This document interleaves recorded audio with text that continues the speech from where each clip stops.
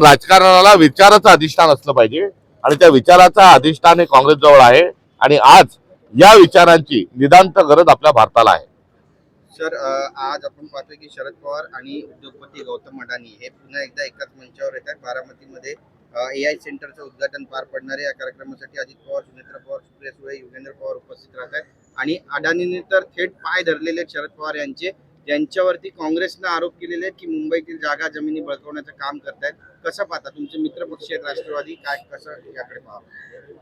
त्यात शरद पवार साहेबांचं जे व्यक्तिमत्व आहे ते एक सर्वसमावेशक स्वरूपाचं आहे. देशाचे जे पंतप्रधान आहे तेही शरद पवार साहेबांचं बोट धरून हे राजकारणात पुढे आले असं त्यांचंच वक्तव्य होतं. तर बोट धरून नरेंद्र मोदी गेले, पुढे गेले, तसंच पाया पडून अडाणी गेले असावेत असा त्याचा अर्थ आहे.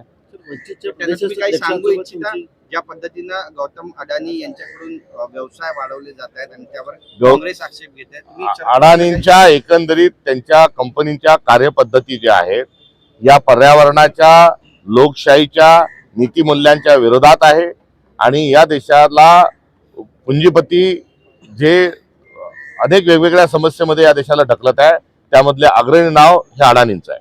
तर वंचित सोबत आता काही वेळातच तुमची संयुक्त पत्रकार परिषद होणार आहे, युतीची घोषणा होणार, काय काय सांगाल?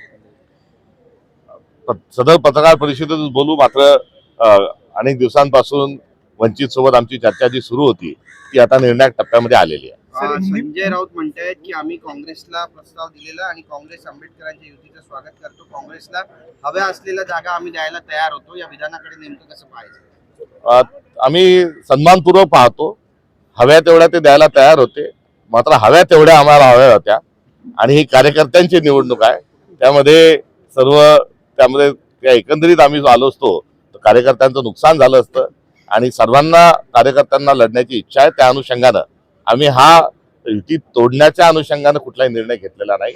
ही एक राजकीय अपरिहार्यता जी होती की कार्यकर्त्यांना न्याय दिला पाहिजे, त्या अनुषंगानं आम्ही अत्यंत सविनयपूर्वक स्वबळावर लढण्याचा निर्णय हा घेतला. प्रकाश आंबेडकर यांना ही युती मान्य आहे का असं तुम्ही त्यांना विचारा, असं संजय राऊत विचारतायत. आमच्या आणि प्रकाश आंबेडकरांचं वंचितची जी चर्चा चालू आहे ती आमच्या दोन पक्षाच्या स्तरावर चालू आहे. यामधला अजेंडा जो आहे तो अजेंडा हे दोन्ही पक्ष त्याच्यामध्ये सेट करतील. त्यामुळे बऱ्याच दिवसांपासून वंचित आणि काँग्रेस सोबत आली पाहिजे अशा प्रकारची एक भावना संविधानवाद्यांची होती आणि त्या आधारावर आम्ही दोन्ही पक्ष हे चर्चा करत. मागील जवळपास 20 वर्षांपासून युती म्हणजे काँग्रेस आणि वंचितची युती हवी यासाठी अनेक प्रदेशाध्यक्षांनी प्रयत्न केले होते. स्थानिक पातळीवरती तशी चर्चा झाली होती, मात्र त्याला यश येत नव्हतं. नेमकं यावेळी असं काय ठरलंय की ही युती शक्य झाली? नेमकेपणाने मी ते सांगणार नाही, म्हणजे किंवा मला सांगता येणार नाही. मात्र कुठेतरी सकारात्मक प्रतिसाद, एक वातावरण तयार झालं आणि त्यातून ही आघाडी आता एकदम निर्णायकपणापर्यंत आलेली आहे. याचा निश्चित स्वरूपामध्ये आनंद आणि समाधान आहे. दोन ठाकरे बंधू एकत्र आल्याने बराच मोठा वर्ग जसा खुश झाला तसं परमपूज्य डॉक्टर बाबासाहेब आंबेडकरांचे आडनाव सकपाळ होतं आणि आज योगायोगाने मी देखील सकपाळ आहे.